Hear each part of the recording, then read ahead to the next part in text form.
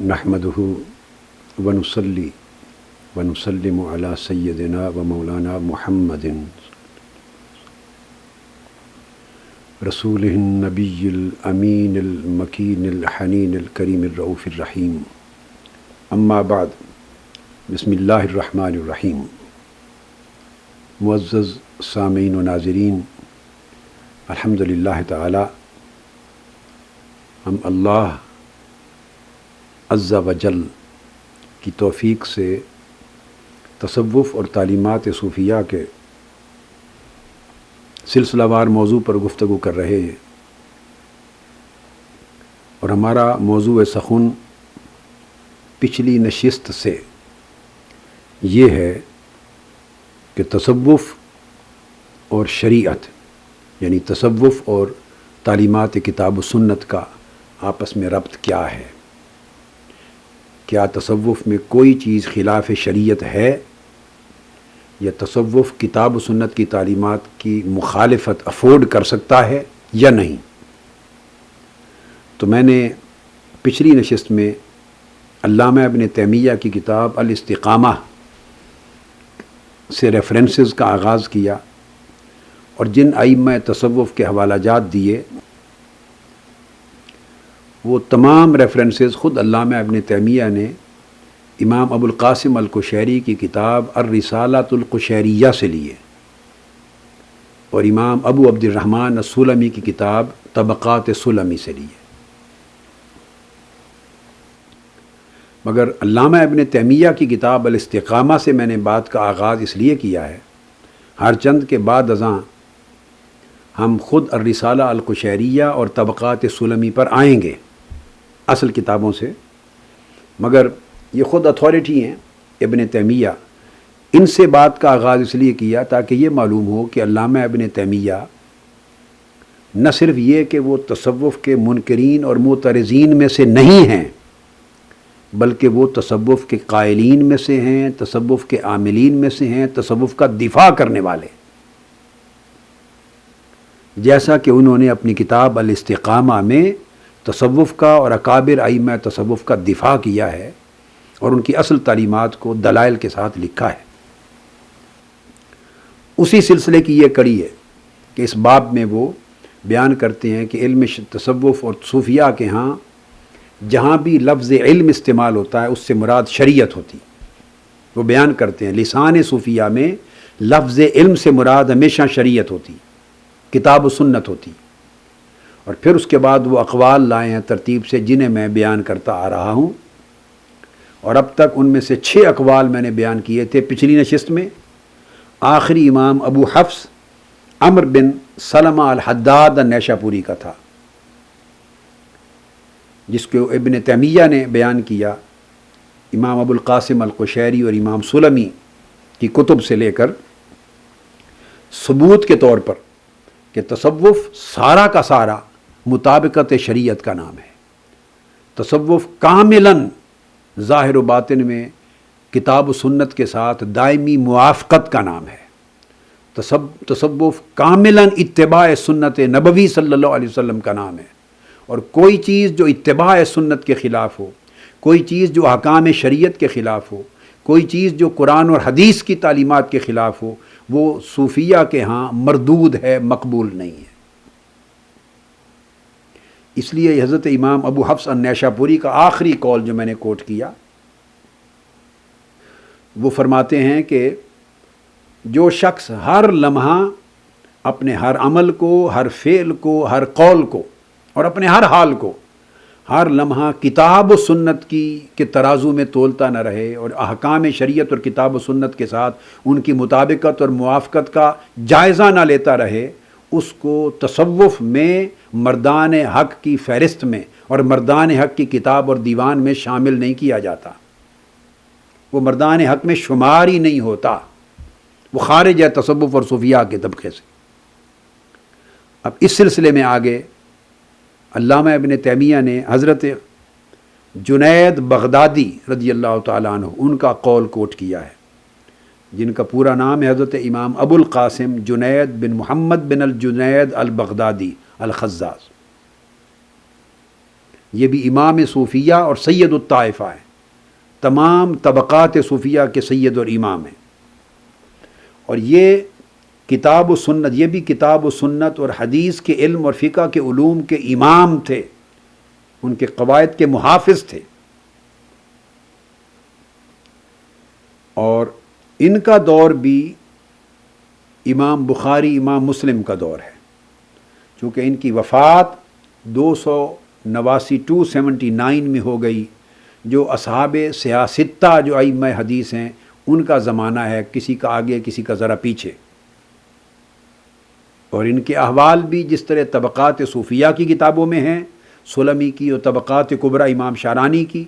اسی طرح امام طاہر المقدسی کی صفت الصفوہ میں، وفیات العیان میں، شذرات الذہب میں، طبقات شافعیہ ائمہ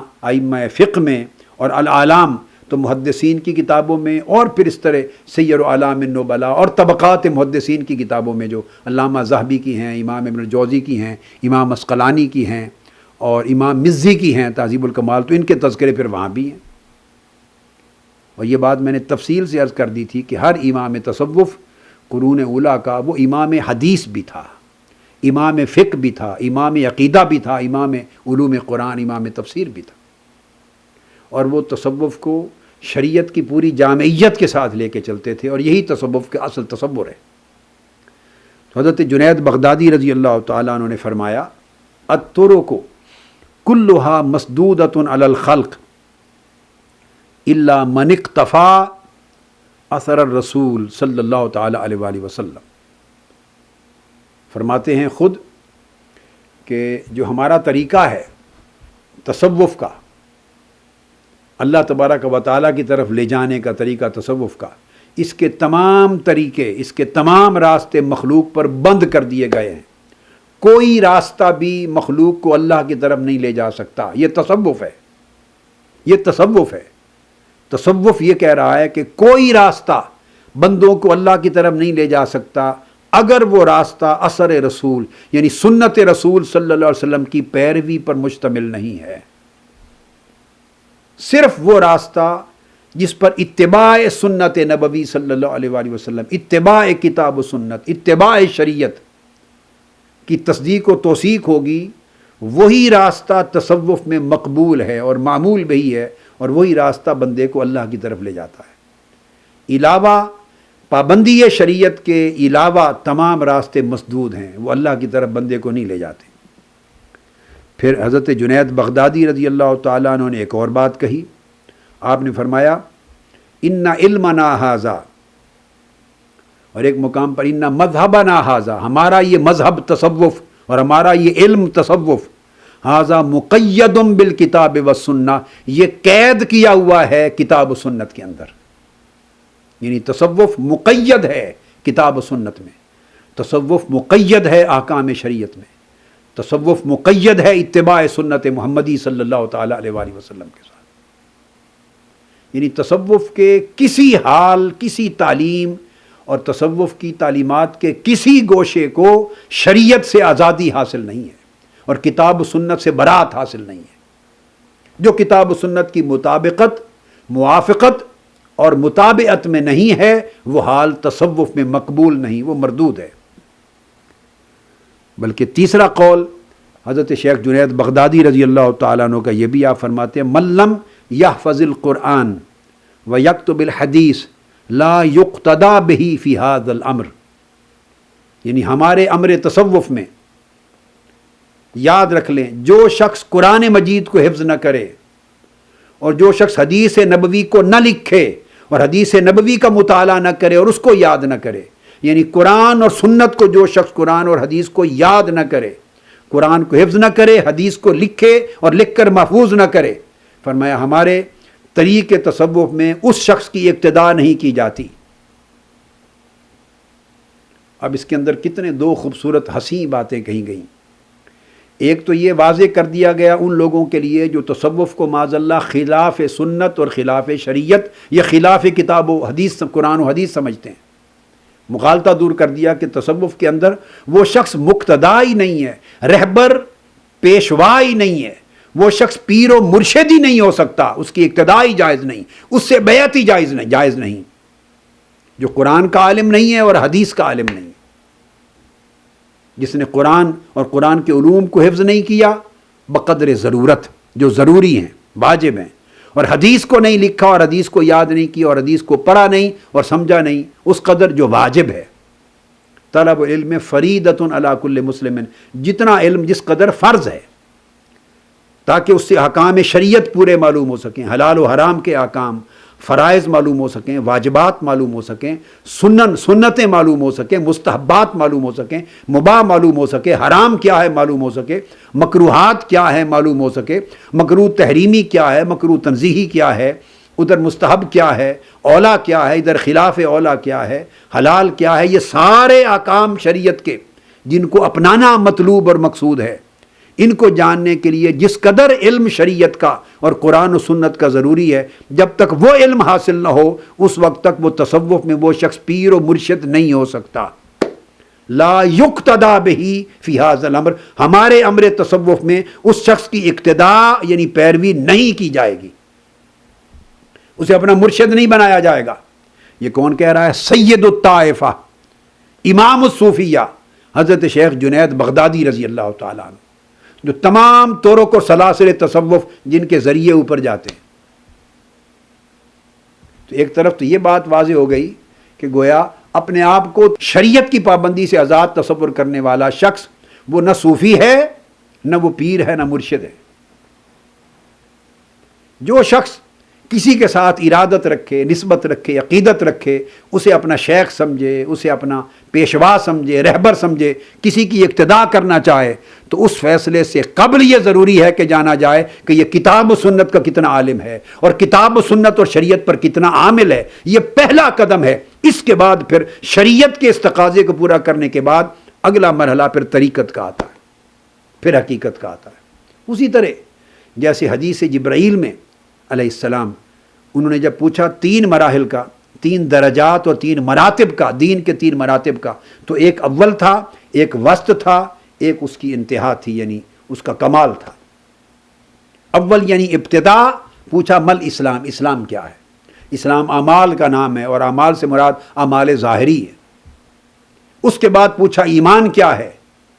ایمان عقیدہ کا نام ہے۔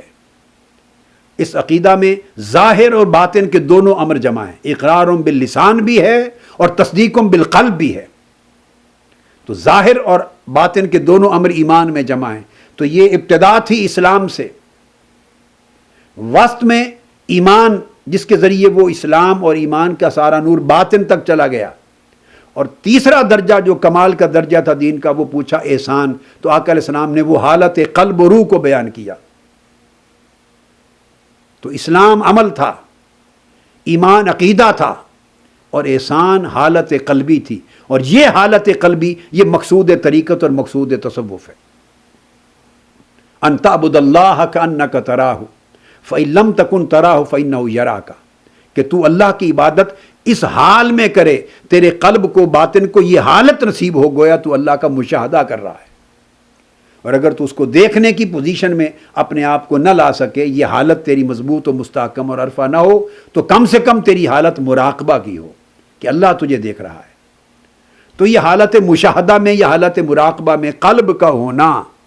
یہ تصوف و طریقت ہے۔ تو تینوں چیزیں ترتیب کے ساتھ جڑی ہوئی ہیں۔ تو جس کے پاس اسلام کا تقاضا پورا نہیں ہوتا وہ مومن کیسے ہو سکتا ہے؟ جو مسلم نہیں ہے وہ مومن کیسے ہے؟ اور جو مومن نہیں ہے وہ محسن کیسے ہے؟ جو صاحب اسلام نہیں وہ صاحب ایمان نہیں، اور جو صاحب ایمان نہیں وہ صاحب احسان نہیں۔ تمثیل دینے کے لیے اسی طرح اسلام وہ شریعت کا درجہ ہے، ایمان طریقت کا درجہ ہے، احسان حقیقت کا درجہ ہے۔ تو وہ حقیقت مقبول نہیں ہے، وہ طریقت مقبول نہیں ہے جو مقید بالشریعت نہیں ہے، جو شریعت اور کتاب و سنت کے ساتھ لازم نہیں۔ یہ وہ بنیاد بیان کی جا رہی ہے۔ تو فرماتے ہیں کہ جو کتاب و سنت کو حفظ نہ کرے اور عمل میں نہ لائے وہ مقتدا یعنی مرشد و پیشوا نہیں ہے۔ پھر اس کے بعد حضرت ابو عثمان، یہ قول جو ہے اس کو امام ابو عبد الرحمن السلمی نے بھی بیان کیا حضرت جنید بغدادی رضی اللہ تعالیٰ عنہ کا، اور حضرت ابو القاسم القشیری نے بھی بیان کیا، اور حضور سیدنا غوث العظم ہیں، جتنے اکابر ائمہ تصوف ہوئے سب نے آپ کے اس قول کو بیان کیا ہے۔ مدار ہے تصوف کا، ہر کتاب تصوف میں آپ کو یہ اقوال جو کوٹ کیے، جہاں جو علامہ ابن تیمیہ نے کیے ہیں، یہ سارے ان کتابوں میں موجود ہے۔ اس کے بعد وہ حضرت امام ابو عثمان سعید بن اسماعیل النیسابوری، یہ بھی اکابر صوفیاء کے امام تھے، ان کا تذکرہ بھی طبقات صوفیہ میں آیا ہے، صفت الصفہ میں آیا ہے، طبقات کبریٰ میں آیا ہے، وفیات العیان میں ہے، خطیب بغدادی کی تاریخ بغداد میں ہے، المنتظم میں ہے، رسالہ قشیریہ میں ہے، اور دیگر جمیع کتب طبقات محدثین اور اسماء الرجال کی کتابوں میں۔ وہ فرماتے ہیں من امر السنت علی نفسہ قولا وفعلا ناطق بالحکمہ، جس شخص نے سنت نبوی صلی اللہ علیہ وآلہ وسلم کو، آقا علیہ السلام کی سنت کو اس کی حکومت اپنی جان پر قائم کر لی، جس نے سنت نبوی کو اپنی جان پر امیر بنا لیا، اپنا حاکم بنا لیا، اپنا سلطان بنا لیا، قول میں بھی اور فعل میں بھی اپنی جان کو سنت نبوی کے تابع کر لیا، فرمایا اس شخص کے دل میں اللہ حکمت کا چشمہ کھول دیتا ہے، وہ پھر حکمت کی بات کرے گا، اس کی باتوں میں سے آپ کو حکمت ملے گی۔ ومن امر الہویٰ علی نفسہ قولا وفعلا ناطق بالبدعہ، اور جو شخص ہوائے نفس کو اپنے اوپر غالب کر لے، امیر بنا لے، اور اس کے تابع ہو جائے قول و عمل میں، وہ بولے گا تو بدعت کے ساتھ بولے گا، وہ بدعات اور خرافات کو بیان کرے گا اور دین میں فساد پیدا کرے گا۔ پھر امام ابو عثمان النیسابوری فرماتے ہیں کہ وجہ اس کی سمجھ لو، قال اللہ تعالی وَإِن تُطِيعُوهُ تَهْتَدُوا، اگر تم رسول صلی اللہ علیہ وسلم کی اطاعت اور اتباع اختیار کرو گے تو صرف اسی شرط کے ساتھ ہدایت پاؤ گے۔ گویا ہدایت کو مشروط کر دیا گیا ہے آقا علیہ الصلوۃ والسلام کی اطاعت اور اتباع کے ساتھ، شریعت کے ساتھ، سنت محمدی صلی اللہ علیہ وسلم کے ساتھ، اس کے بغیر ہدایت نہیں مل سکتی۔ یہ تصوف کا مدار اس پر ہے۔ اس کے بعد حضرت شیخ امام ابو حمزہ البغدادی الصوفی رضی اللہ تعالیٰ عنہ، ان کا قول لاتے ہیں۔ یہ حضرت ابو حمزہ محمد بن ابراہیم البزاز البغدادی، یہ بھی حضرت جنید بغدادی رضی اللہ تعالیٰ عنہ کے اقران میں سے ہیں۔ میری مراد امام بخاری، مسلم، ابو داؤد، ترمذی، نسائی، ابن ماجہ، ان کا زمانہ اور ان کا زمانہ بیشتر ایک ہے، بیشتر حصہ زمانے کا ایک ہی ہے ان کا، زیادہ تر پوری زندگی کا زمانہ موسٹلی کامن ہے ان کے، اور حضرت جنید بغدادی کے اقران میں سے ہیں، اور قرآن مجید کے قراءات اور علوم کے بہت بڑے عالم تھے، بہت بڑے فقیہ تھے۔ اکثر یہ فقہا شافعیہ ہوئے ہیں، یہ اکثر ائمہ یہ شافعی فقیہ تھے، اور جلیل القدر تصوف کے امام تھے، اور وفات ان کی 289 میں ہوئی۔ اور یہ وہ ائمہ میں سے حضرت ابو حمزہ البغدادی رضی اللہ تعالیٰ عنہ کہ خود امام احمد بن حنبل مسائل معرفت کو دریافت کرنے کے لیے ان سے پوچھتے، یا ان کی طرف کسی کو بھیجتے دریافت کرتے، یا خود ان کی خدمت میں جا کے سوال کرتے۔ علامہ ابن القیم نے مدارج السالکین میں بھی لکھا ہے، حضرت ابو حمزہ الصوفی البغدادی کہ امام احمد بن حنبل خود ان کی خدمت میں رجوع کر کے پوچھتے، ما تقول یا صوفی فی هذه المسئلہ۔ صوفی تکریم کا لفظ تھا، بہت بڑی عزت کا لفظ تھا، اے صوفی آپ اس مسئلہ کے بارے میں کیا ارشاد فرماتے؟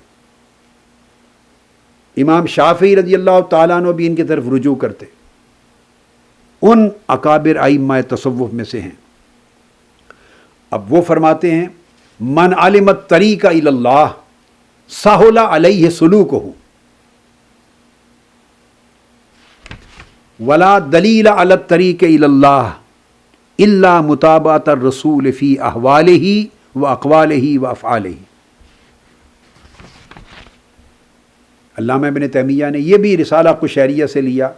اکثر میں نے بار بار ریپیٹڈلی کہا ہے کہ یہ اکثر اقوال یا کم و بیش سارے کے سارے اقوال الرسالہ القشیریہ سے لیے ہیں ابن تیمیہ نے،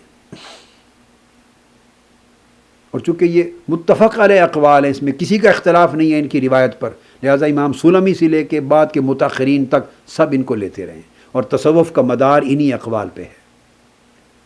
تو حضرت ابو حمزہ الصوفی البغدادی رضی اللہ تعالیٰ عنہ فرماتے ہیں کہ جس شخص نے اللہ کی طرف جانے کا طریق یعنی طریقت کو جان لیا، جس شخص نے طریقت کا علم حاصل کر لیا، اور طریقت سے مراد اللہ کی طرف جانے کا انداز، اللہ کی طرف جانے کا راستہ، جس نے وہ علم حاصل کر لیا، ساہل علیہ سلوک ہو، اس کے اوپر سلوک، یہ وہی طریقت اور تصوف اور ریاضت اور مجاہدہ، اللہ کی طرف سفر کرنے اور سافر اللہ ہونے اور واصل باللہ ہونے کا جو طریقہ ہے، اس کے اوپر وہ طریقہ آسان ہو گیا، عملی طریقہ آسان ہو گیا۔ پھر فرماتے ہیں ولا دلیل علی الطریق، اور پھر اللہ کی طرف واصل باللہ ہونے کے لیے بیان کیا کہ علم ضروری ہے۔ جو شخص علم حاصل کر لے اس طریق کا، طریقت کے تقاضوں کا، اس کے واجبات کا، اس کے مستلزمات کا، اس کے مقتضیات کا، جو علم حاصل کر لے، یہاں علم پر زور دیا، اس پر اس کا سلوک، اس کی طریقت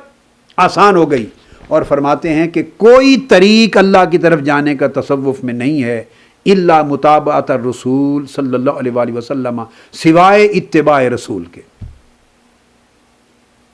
متابعت الرسول کے بغیر، آقا علیہ السلام کی کامل اتباع ظاہر و باطن میں، اس اتباع کے بغیر کوئی طریق اللہ کی طرف جانے لے جانے والا نہیں ہے۔ اور وہ متابعت آقا علیہ السلام کی کامل اتباع کس معاملے میں ہو؟ فی احوالہ و اقوالہ و افعالہ، قول میں بھی حضور کی متابعت ہو تو قول بھی سنت نبوی کے خلاف نہ ہو، افعالہ فعل بھی حضور علیہ السلام کی سنت کے خلاف نہ ہو، و احوالہ اور کوئی قلبی اور باطنی حال بھی سنت نبوی صلی اللہ علیہ وسلم کے خلاف نہ ہو صلی اللہ علیہ وسلم۔ گویا اقوال بھی شریعت اور سنت محمدی کے تابع ہوں، افعال بھی آقا علیہ السلام کی سنت کے تابع ہوں، اور احوال بھی سنت محمدی صلی اللہ علیہ وآلہ وسلم کے تابع ہوں۔ اور پھر وہ آگے بیان کرتے ہیں کہ ابو عثمان نیشا پوری رضی اللہ تعالیٰ عنہ، ان کا ایک قول، انہی کا قول بیان کرتے ہیں لفظ علم کے باب میں، کہ ان کے کلام میں، صوفیاء کے کلام میں جب علم آتا ہے تو اس علم سے مراد کیا ہوتا ہے، کہ علم حاصل کرنا طریقت کا ضروری ہے۔ فرماتے ہیں کہ طریقت کا علم حاصل کرنے کا اطلاق اس چیز پر ہوتا ہے ان کے ہاں، صوفیاء کے ہاں، کہ طریقت کا علم حاصل کریں تو سلوک آسان ہو جاتا ہے، اور طریق اور سلوک کوئی سوائے متابعت رسول کے ممکن نہیں۔ تو فرماتے ہیں کہ یہ جو علم طریقت ہے، یہ ان کے کلام میں جب یہ آتا ہے تو اس سے مراد کیا ہے؟ پھر آگے وہ قول لاتے ہیں ابو عثمان النیشا پوری کا، وہ ہے الصحبۃ مع اللہ بحسن الادب۔ یہ علم حاصل کرنا ضروری ہے چونکہ یہ طریقت کا علم ہے، کہ اگر اللہ رب العزت کی صحبت ہو تو حسن ادب کے ساتھ ہو، والدوام الہیبۃ والمراقبہ، اور اللہ رب العزت کی خوف و خشیت کے ساتھ ہو، اور ہر وقت اپنے احوال کی ادب الہی میں خدا کی بارگاہ کی حضوری کا تصور کر کے نگرانی نگہبانی میں ہو، جس کو مراقبہ کہتے ہیں۔ یعنی یہ اللہ کی صحبت ہے۔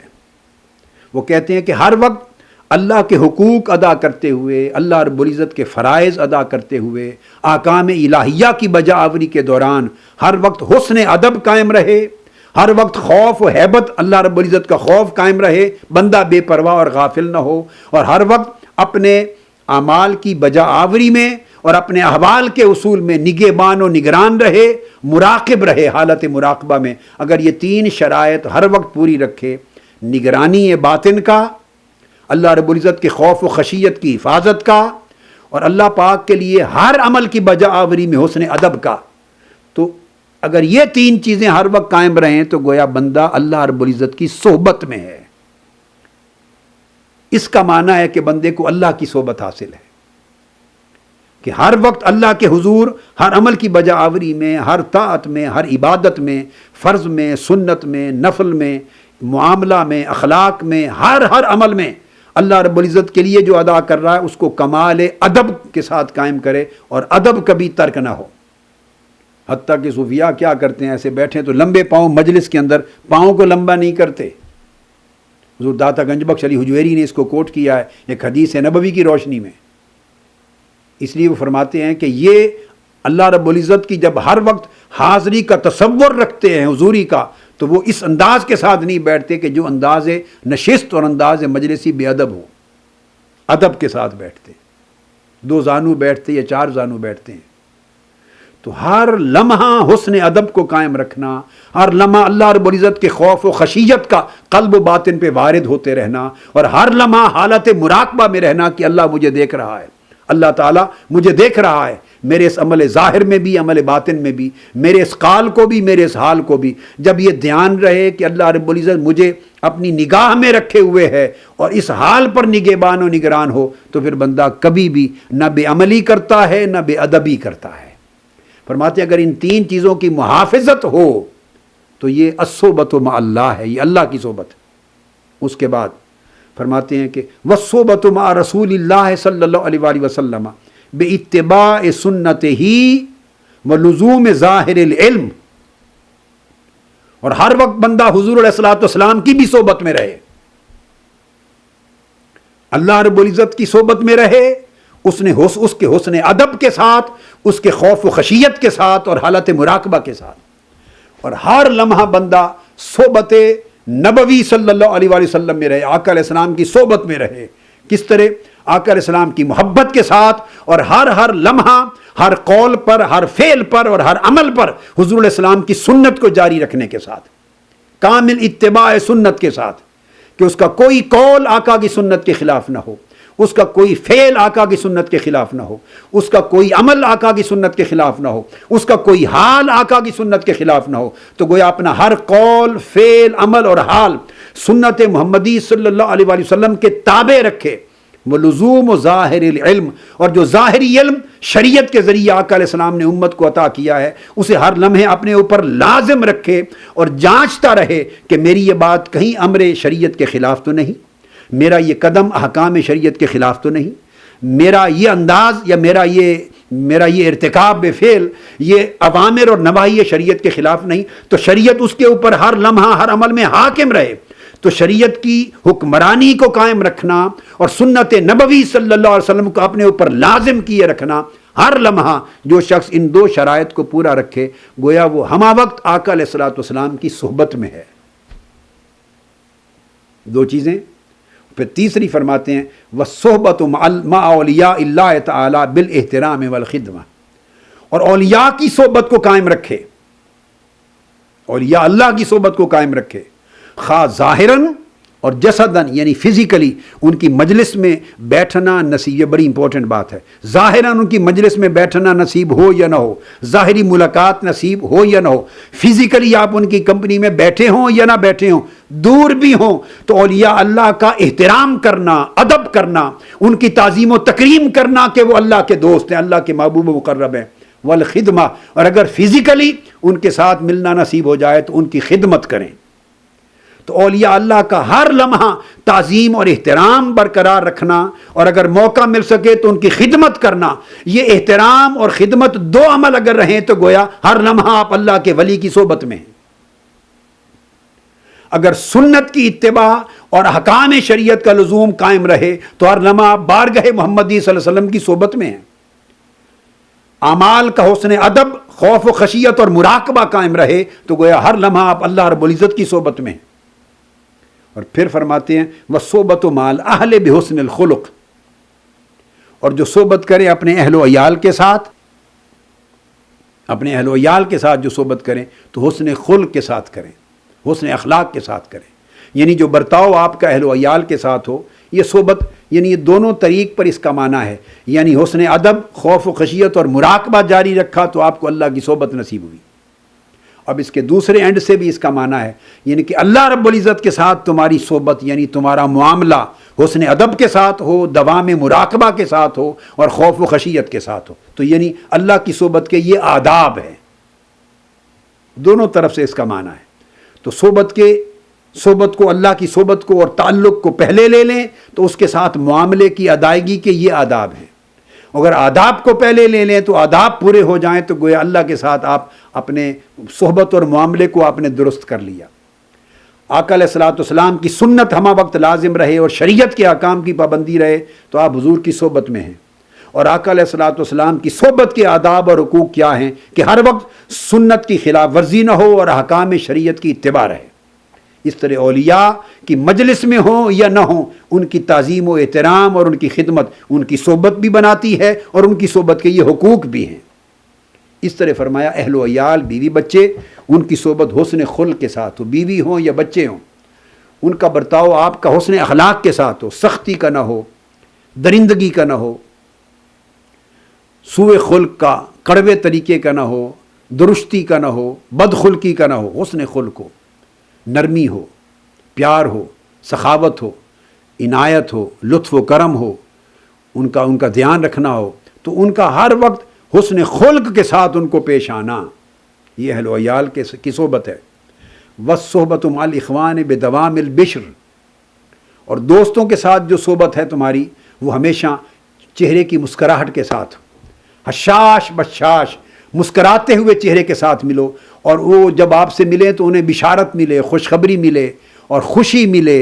اور انہیں ایک اچھا میسج کنوے ہو، ان کی طبیعت کے اوپر ایک کدورت اور خوف پیدا نہ ہو بلکہ راحت نصیب ہو تمہارا۔ دوام بشر، ایک خوشی کی کیفیت میں، حشاش اور بشاش کیفیت میں، لطف اور نرمی کی کیفیت میں، مسکراتے تبسم کے ساتھ آپ ہر وقت اپنے دوستوں کے ساتھ ملیں۔ جیسے آقا علیہ السلام نے فرمایا کہ دوستوں کو مل کر ایک مسکراہٹ دینا بھی صدقہ ہے، ما لم یکن اسمن، جب تک کہ ان امور کی انجام دہی میں کوئی گناہ نہ ہو۔ اور پھر والصحبۃ مع الجہال بالدعاء لہم والرحمت علیہم، اور اگر جاہل اور اکھڑ لوگوں کے ساتھ تمہارا واسطہ ہو، معاملہ ہو، ان کے ساتھ سنگت ہو، جو جاہل لوگ ہیں، جو آداب نہیں جانتے، صاحبان علم نہیں ہیں، اکھڑ لوگ ہیں، ان کے ساتھ صحبت اور معاملہ ہو تو ان کے لیے نیک دعا ہو، خیر خواہی ہو، اور ان کے ساتھ آپ کا طرز عمل رحمت کا طرز عمل ہو، زحمت کا نہ ہو، نرمی کا ہو، محبت کا ہو، رحمت کا طرز عمل ہو۔ تو یہ عام لوگوں کے ساتھ جو اچھے نہیں سمجھتے آپ کے وہ اچھے ہیں، اچھے نہیں ہیں، ان کے ساتھ بھی رحمت سے پیش آئیں اور دعا کے ساتھ اور خیر خواہی کے ساتھ پیش آئیں۔ فرمایا اگر یہ سارے تقاضے 5 صحبتوں کے پورے ہو جائیں، صحبت مع اللہ کے، صحبت مع الرسول کے، صحبت مع الاولیاء کے، صحبت مع الاہل کے، صحبت مع الاخوان کے، اور صحبت مع الجہال کے، 6 صحبتوں کے یہ سارے تقاضے اگر کمال طریق سے ادا ہو جائیں تو یہ فرماتے ہیں علم الطریقت ہے، یہ علم الطریقت ہے۔ اور یہ علم طریقت اگر مضبوطی سے اس کا دامن تھامے تو یہ بندے کو اللہ کی طرف لے جاتا ہے۔ حضرت امام ابو الحسین محمد بن محمد النوری البغدادی، یہ 295 ہجری میں ان کی وفات ہوئی، تو انہوں نے بھی اپنا زندگی کا کچھ زمانہ امام بخاری، مسلم، ابو داؤد، ترمذی کی حیات کا پایا۔ یعنی آپ دیکھ رہے ہیں کہ ایک زمانہ تھا، ان کا تذکرہ بھی پھر طبقات صوفیہ میں، صفت الصفوہ میں، تاریخ بغداد میں، خطیب بغدادی کی طبقات کبریٰ میں، اور دیگر ائمہ نقد و جرح و تعدیل، اور ائمہ اسماء الرجال، اور ائمہ فن حدیث کی کتب طبقات میں موجود ہے۔ تو امام ابو الحسین النوری وہ فرماتے ہیں من رأیتہ یدعی مع اللہ حالتا تخرجہ عن حد العلم الشرعی فلا تقتربن منہ۔ وہ فرماتے ہیں کہ تصوف میں ہمارا قاعدہ یہ ہے کہ اے شخص، اگر تو کسی انسان کو دیکھے جو اس بات کا دعویٰ کرتا ہے کہ اسے اللہ کی معیت میں کوئی حالت نصیب ہے، یعنی وہ صاحب حال ہے، اسے اللہ کے قرب اور اللہ کی معیت میں حال میسر ہے، تو کوئی شخص جو صاحب حال ہونے کا دعویٰ کرے اور اس کا حال اس کو علم شرعی یعنی احکام شریعت کی حد سے باہر لے جائے، دعویٰ کرے صاحب حال ہونے کا اور حال اس کا احکام شریعت کی حدود سے خارج ہو، شریعت کا پابند نہ ہو، تابع نہ ہو، خارج ہو، تو فرمایا کبھی بھی اس شخص کے قریب نہ جانا، اس کی مجلس و صحبت میں نہ بیٹھنا، وہ گمراہ ہے۔ گویا کوئی حال بھی تصوف میں اگر مطابق شریعت اور تابع شریعت اور تابع سنت نبوی صلی اللہ علیہ وسلم نہیں ہے، وہ حال ہو کر بھی گوارا نہیں، تو کشف بھی گوارا نہیں ہوگا، حال بھی گوارا نہیں ہوگا، اس کا بیان بھی قبول نہیں ہوگا، اس کی شرح، تشریح اور تعبیر بھی قبول نہیں ہوگی۔ تو پھر اگر ایسی بات کہیں ملے تو وہ تصوف کیسے بن گیا؟ اس کو رد کر دینا چاہیے سیپریٹ، مگر یہ نہیں کہنا چاہیے کہ یہ صوفیاء کی تعلیمات ہے۔ صوفیاء کی تعلیمات تو یہ ہیں جو میں عرض کر رہا ہوں، ائمہ تصوف اور مصادر کتب تصوف کے ضمن میں۔ پھر اس کے بعد امام ابو عبد الرحمن السلمی جو صاحب طبقات صوفیہ ہیں، امام ابو القاسم القشیری کے شیخ، اور حدیث کے جلیل القدر امام بہقی کے بھی شیخ ہیں۔ اب یہ اندازہ کر لیں آپ ان کے مقام اور مرتبہ اور جلالت علمی کا۔ ان کا قول لاتے ہیں ان کی کتاب طبقات و صوفیہ والے، وہ فرماتے ہیں کہ میں نے اپنے جد اور اپنے شیخ ابو عمر بن نجید سے سنا، السلمی، جن کی نسبت سے سلمی کہلاتے ہیں، فرمایا گیا کہ پوچھا گیا ان سے سئل عن التصوف کہ تصوف کیا ہے، فقال الصبر تحت الامر والنہی، فرماتے ہیں تصوف اور کچھ نہیں مگر شریعت کے امر و نہی کی پابندی میں صبر قائم رکھنا، اس کا نام تصوف ہے۔ کہ جب شریعت کے احکام پر کامل پابندی ہوگی، اس کی ملازمت اور مداومت ہوگی، احکام شریعت میں، اوامر شریعت میں اور نواہی شریعت میں، کہ کبھی کوئی عمل بھی شریعت کے اوامر اور نواہی کے خلاف گوارا نہیں ہوگا، تو جب اتنے التزام اور اہتمام سے پابندی شریعت ہوگی تو لا محالہ اس پابندی کو ہمہ وقت قائم رکھنا، لازم رکھنا، کبھی ٹوٹنے نہ دینا، اس کے لیے بڑا مجاہدہ درکار ہوگا، ریاضت درکار ہوگی، کوشش اور مشقت درکار ہوگی۔ اس کوشش اور مشقت میں کبھی بھی طبیعت پہ حرج اور بوجھ نہ آئے، ہر وقت صبر کے ساتھ اور شکر کے ساتھ بندہ رہے۔ اس حالت صبر و شکر میں جو ادائیگی احکام شریعت میں قائم رہتا ہے، اس کا نام تصوف ہے۔ علامہ ابن تیمیہ نے آگے اور اقوال بیان کیے ہیں۔ وہ کہتے ہیں کہ جو سچا مسلمان ہے تصوف میں، وہ کہتے ہیں تمام صوفیاء کا اس بات پر اتفاق ہے، صوفیاء کا جو اہل استقامت ہیں اور مشائخ العباد والزہاد ہیں، وہ اس بات پر ان کا اتفاق ہے کہ اذا عبد اللہ بما شرع فتح اللہ علیہ انوار الہدایہ فی مدت قریبہ۔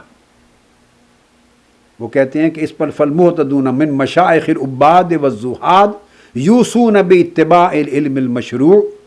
کما ان اہل الاستقامت من العلم یوصون بعلمہم۔ وہ کہتے ہیں تمام اہل استقامت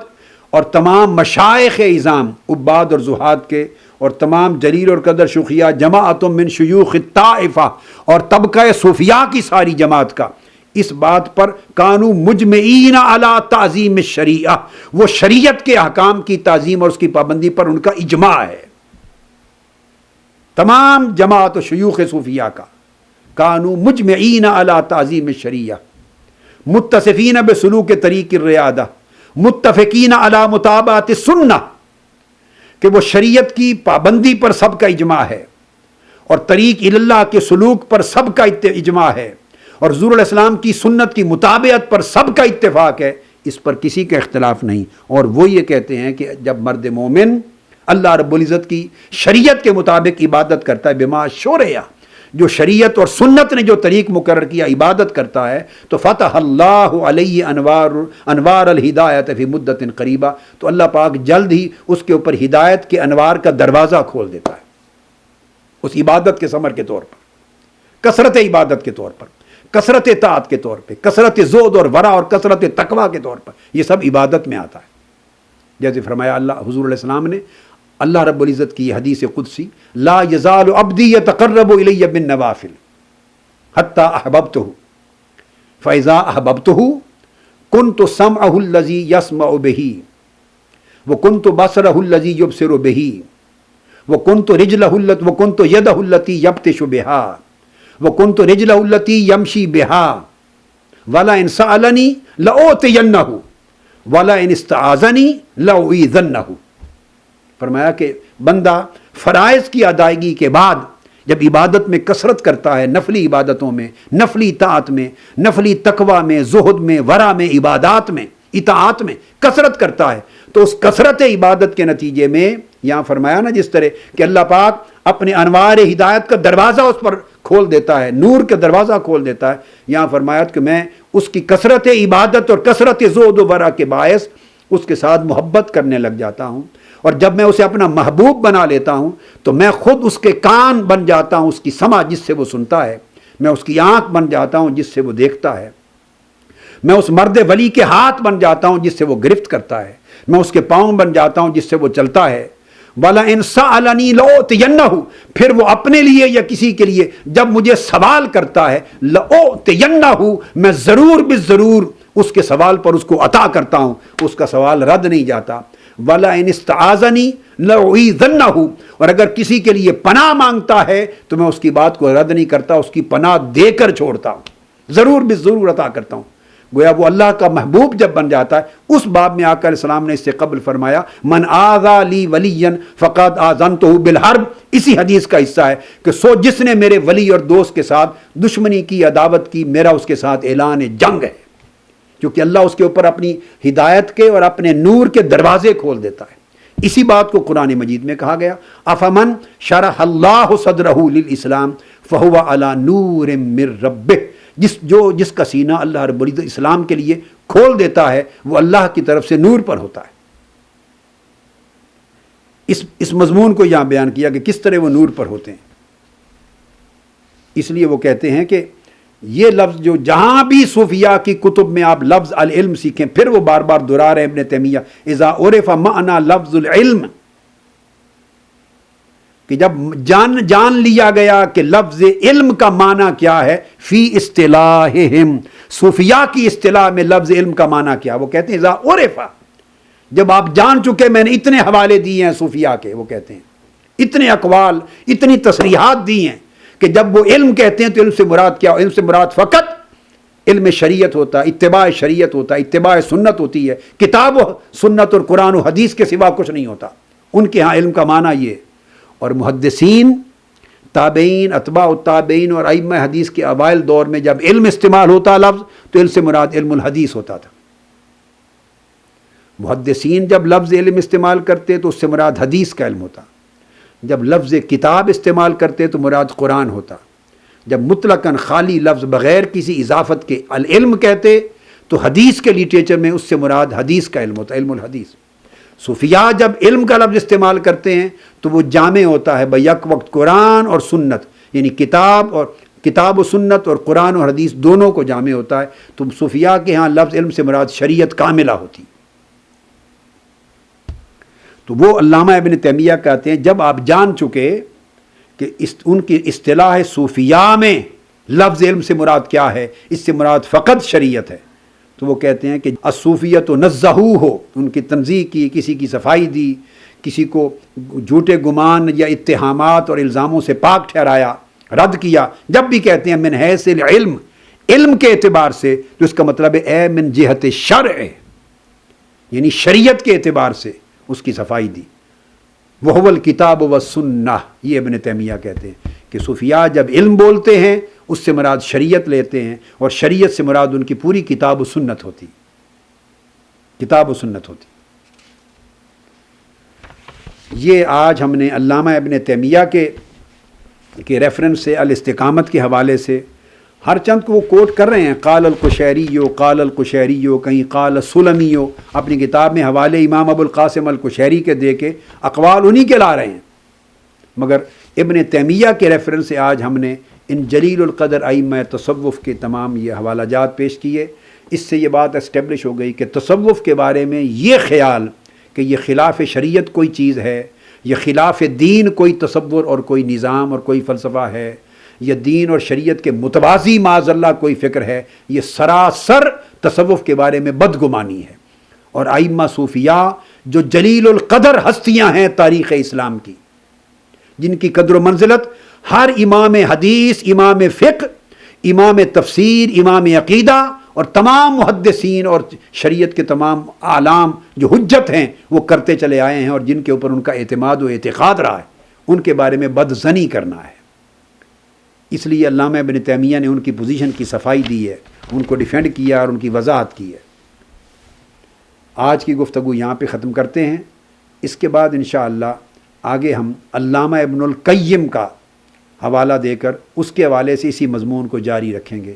اور بعد ازاں پھر امام ابو القاسم القشیری اور امام سلمی اور سیدنا غوث العظم رضی اللہ تعالیٰ عنہ اور دیگر ائمہ تصوف اور اولیاء کی براہ راست ریفرنس سے بات کو مکمل کریں گے۔ وما علینا الا البلاغ۔ شیخ الاسلام ڈاکٹر محمد طاہر القادری کے آفیشیل یوٹیوب چینل کو سبسکرائب کریں اور بیل آئیکن کلک کریں۔